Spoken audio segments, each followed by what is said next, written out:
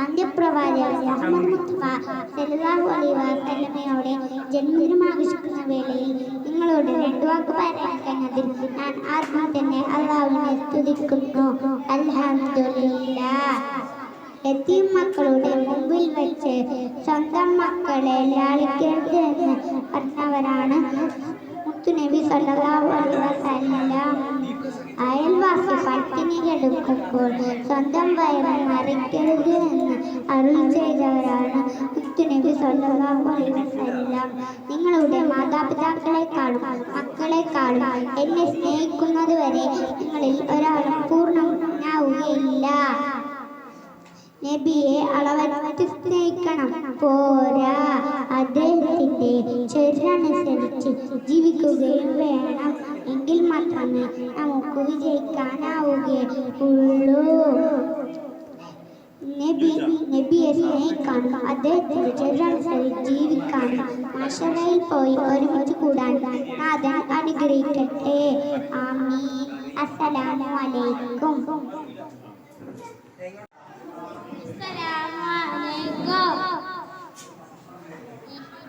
ഈ സുന്ദര ദിനത്തിൽ ഒരു കഥ പറയാനാണ് ഞാൻ നിങ്ങൾക്ക് എത്തിയിട്ടുള്ളത്. വേറെ കഥയല്ല കേട്ടോ, നമ്മുടെ മുത്തിനബിയെ കുറിച്ചുള്ള കഥയാണ്. എല്ലാവരും ശ്രദ്ധിക്കണം കേട്ടോ. ഒരിക്കൽ മുത്തനബി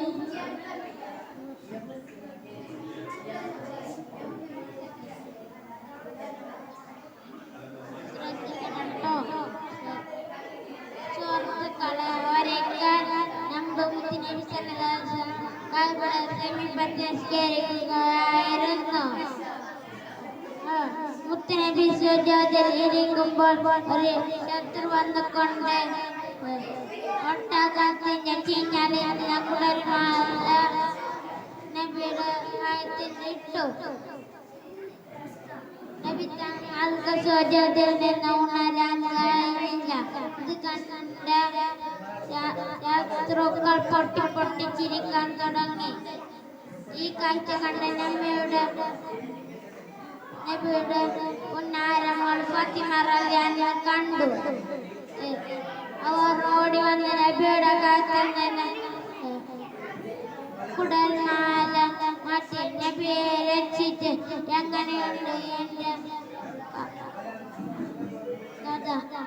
എല്ലാവർക്കും ഇഷ്ടപ്പെട്ടില്ലെങ്കിൽ ഞാൻ പോകണം. അടുത്ത കൊല്ലം കാണാം.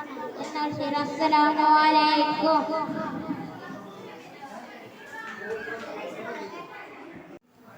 അസ്സലാമു അലൈക്കും. നമ്മുടെ നബിയുടെ കാലത്ത് മക്കയിൽ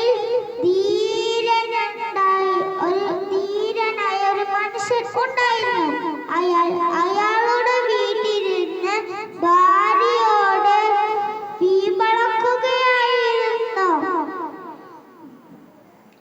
ആരെക്കുറിച്ചോ? നമ്മുടെ മാലികക്കാരിയായ മുത്തുനബിയെ കൊല്ലുന്നതിനെ കുറിച്ച്. ഭാര്യ ഇയാളുടെ പുളിവഴി സഹിക്കാൻ പറ്റാതെ പറഞ്ഞു, ഹേ മനുഷ്യ, നിർത്തുന്നുണ്ടോ ഈ പരിവർത്തനം? ഭാര്യയെ ഈ വലിയ വർത്തമാനം കേട്ടപ്പോൾ അയാൾ ഒന്നുകൂടി വിശാലം കൂടി. അയാൾ വാളുമെടുത്ത് നബിയെ കൊല്ലാൻ പുറപ്പെട്ടു. നബി തങ്ങൾ തന്നെ നിസ്കാരത്തിലായിരുന്നു. അപ്പോഴാണ് നമ്മുടെ കഥാനായകൻ വരവ്. രക്ഷിക്കണേ, കൊണ്ട് ഓടണോ ഓട്ടം ഒന്നിങ്ങനെ നോക്കിയതേയുള്ളൂ. എന്നിട്ടോ വീട്ടിൽ ചെന്ന് ഒറ്റ വീടലായിരുന്നു. ഭാര്യ ഓടി വന്നു. എന്തു പറ്റി മനുഷ്യ? വെള്ളം. അയാൾ ആവശ്യപ്പെട്ടു. ഒരു കുടം വെള്ളം ഒറ്റയടിക്ക് കുടിച്ചു. ഭാര്യ പറഞ്ഞു, മുഹമ്മദ് നിങ്ങൾ കൊന്നോ? ന്യായ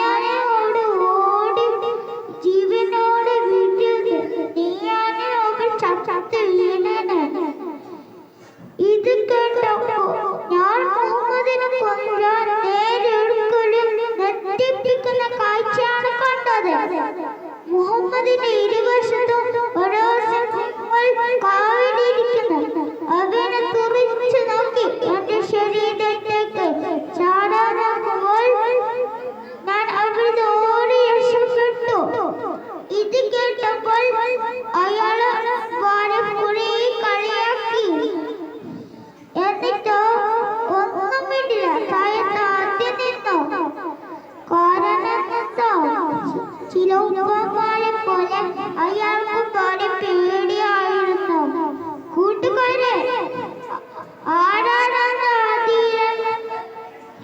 അത് അബൂജഹലല്ലാത്ത മറ്റാളുകൾ. ഇത്